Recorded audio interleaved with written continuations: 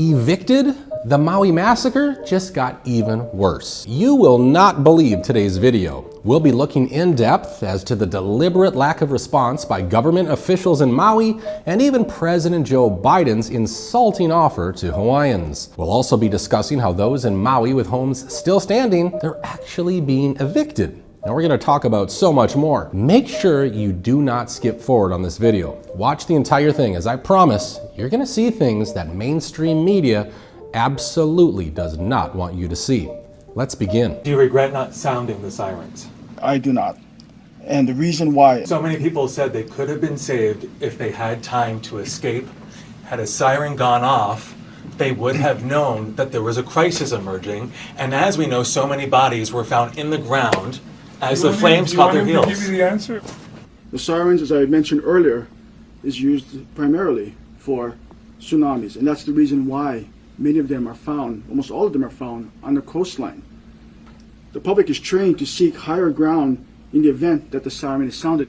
Had we sounded the siren that night, we're afraid that people would have gone mauka. And if that was the case, then they would have gone into the fire. By the way, I should also note that there are no sirens mauka, or on the mountainside, where the fire was spreading down. So even if we sounded the siren, it would not have saved those people on the mountainside. Maui Emergency Management Agency Director Herman Andaya, who reportedly made the final decision against activating the emergency sirens in Lahaina, Maui, has resigned. The sirens were meant to alert residents of imminent tsunamis, wildfires, terrorist attacks, etc. Residents have concluded the use of the sirens would have saved countless lives. But Director Andaya said he had no regrets about refusing to activate the sirens. Hawaiian Governor Josh Green has consistently defended the refusal to use sirens. Should the director be prosecuted in relation to the deaths of over 100 plus citizens of Lahaina? The devastating situation in Maui has proved once again that the U.S. government is incompetent and unreliable in a time of need. The emergency chief refused to sound the city's evacuation alarms in an emergency. The deputy director in charge of water refused to open waterways to help firefighters who begged for it. Now check this video out, which completely proves that the man you just heard, Herman Andaya, who was giving excuses, well, he completely lied. So in the state of Hawaii, we have a statewide alert and warning system, which we also call SAWS. That involves not only the siren warning system, but as well as IPAWS. IPAWS is the Integrated Public Alerts and Warning System provided by FEMA, and that has the emergency alert system, also known as EAS. It also has the wireless emergency alerts, which is known as WEA. We also use sirens for hurricanes, brush fires, flooding, lava, hazmat conditions, or even a terrorist event. We have over 400 sirens spread out through 4 counties. Our sirens have a rating of 121 decibels. We have to visit each siren minimal once a year for preventive maintenance. Our role in the state of Hawaii in emergency management, especially telecommunications, is to prevent loss of life and to minimize property damage. There you have it, folks. The Hawaiian government's own website says that the sirens should be used for fires. Those sirens are supposed to be used for multiple types of disasters. Colin Rugg tweeted, Maui Emergency Management Agency Chief Herman Andaya has resigned due to health reasons after he refused to play sirens to alert Maui residents of the fire. He should be dragged away in handcuffs and thrown in jail instead. At least 111 people are dead, and this clown doesn't regret not alerting them before they were burned alive. Criminal. So now we've seen officials in Maui not only purposely not sounding the emergency sirens, but also purposely saying no to using the vast amounts of water available to put out the fires. What is happening here? Forgive me if I'm wrong here, but when there's an emergency taking place, shouldn't it be all hands on deck? Shouldn't officials do everything they possibly can, like sound the emergency alarms and use the water that's available to put out the fires? As we've discussed on previous videos this week, the other aspect to all of this is the land grab that's going on. Listen as a Maui resident discusses a meeting between the Hawaii governor and land developers. Long term.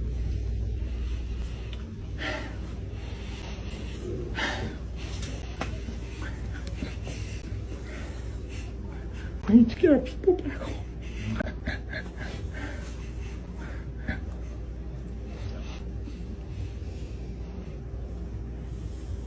I just came from a meeting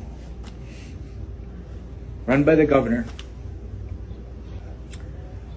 All these developers were talking about, forget the permit process. We're going to build homes, not in Lahaina, and make these homes available. You know what the truth of that is? They were like fast track their development, and they're not fucking helping the people over here. There was not one conversation in this meeting about the people.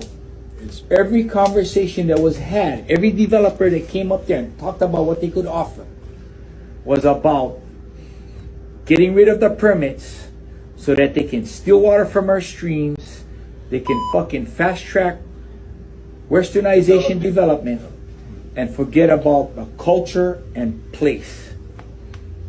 That's gonna be our hardest journey in this long road to recovery.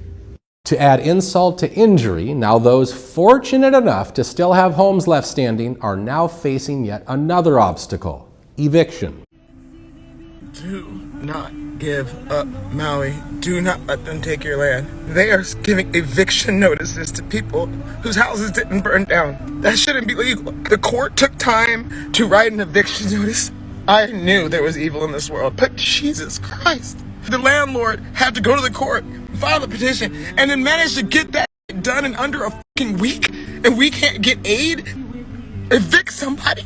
FEMA also authorized one-time payments of $700 per household to folks who've been displaced, so they can do the immediate things of just taking care of medications and prescriptions that they so badly need. President Biden sent an embarrassing and insulting $700 to Maui fire victims, and that's per household, while requesting an additional $40 billion of emergency funding to Ukraine. So you're in an informational black hole. I don't know that Joe Biden's message has even reached the people of West Maui.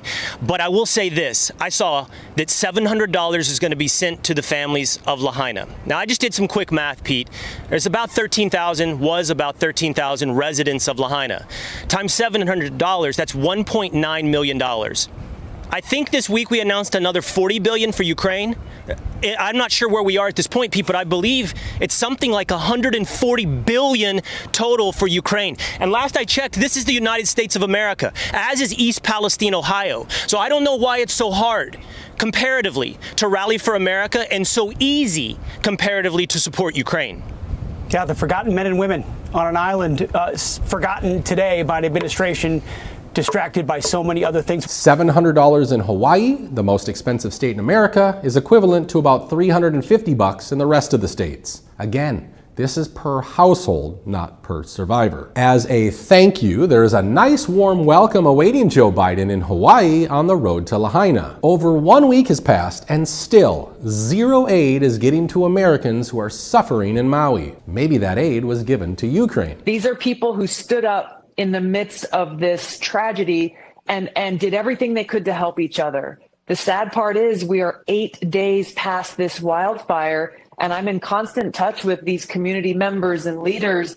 They are still not seeing response from the county, the state, the federal government to be able to go out and help them. The community support hubs that they have are 100% community-led. So who owns Maui? After the state of Hawaii, who owns over 154,000 acres on Maui, Alexander and Baldwin is the second largest landowner at over 65,000 acres, and the US government is the third largest landowner at over 33,000 acres. Okay, so let's take a look at the investors behind Alexander and Baldwin. BlackRock, Vanguard, State Street.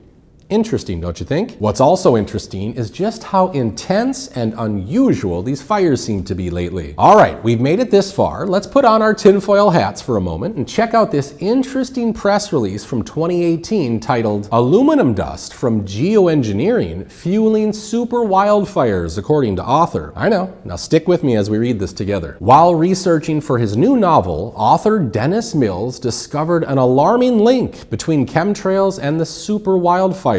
The author discovered that unprecedented levels of aluminum and barium nanodust, primary components in chemtrails, both of which are incendiary, are fueling the ferocity of the super wildfires. A retired USAF Brigadier General, General Charles Jones, you know what, let's hit the brakes. Let's stop for a second. Let's check out exactly how credible a USAF Brigadier General is. According to Wikipedia, a Brigadier General ranks above a colonel and below a Major General.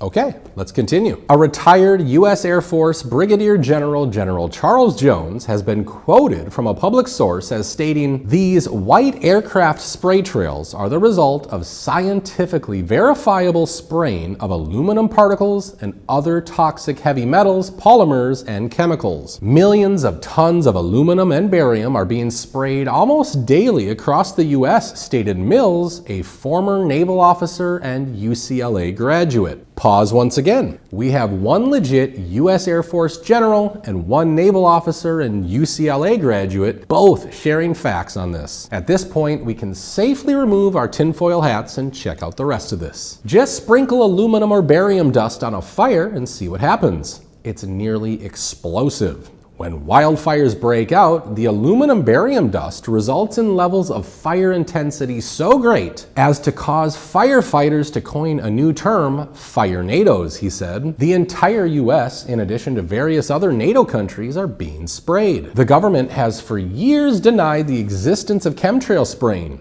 It now calls the program by various names, all under geoengineering. According to CAL FIRE Operation Chief Steve Crawford, the fires are burning differently and more aggressively. It has been reported the fires move faster than anyone has ever seen, and barriers that in years past contained them, such as rivers, no longer do. In California's Mount Shasta region, Francis Mangle, a USDA biologist, tested and found elevated levels of aluminum in water and soil samples of 4,610 parts per million, which is 25,000 times the safe guidelines of the World Health Organization. We are now seeing cities burning down nearly every week, and today it's massive fires in British Columbia, Canada. Evacuation orders are underway as the fire is progressing and getting worse and more intense. Over 160,000 people have been evacuated, with a state of emergency declared yesterday. It was a devastating night last night, probably one of the toughest of my career. The toughest of all of our firefighters' careers, likely. Is one of the most challenging nights of firefighting in our history. We fought hard last night to protect our community. Somebody described it to me last night in the heat of the battle as it was like 100 years of firefighting all at once in one night. And I really think that it was true. We fought 100 years worth of fires all in one night. Switching gears now, in some positive news, Elon Musk is once again helping the people of Maui by providing them with solid, reliable power via Tesla power stations and also internet via Starlink. Let me show you what community is, okay? I'm not talking about government, I'm talking about private citizens. This is Hawaiian Homes, this is Archie Kalepa's house. And let me show you another community private member, not part of the community, but certainly giving to the community. Starlink, everywhere. Tesla. Batteries, running communications for this entire area of Lahaina. That is where everyone comes. I just want to show you something, okay? So you know what you're giving to, what it's helped saving, okay? Just want to show you what you've become a part of as well, Elon. There's the line, right there. There's the line. That's how close it got to the community leader, Archie Kalepa's house, which is now the whole neighborhood powered by Starlink and Tesla.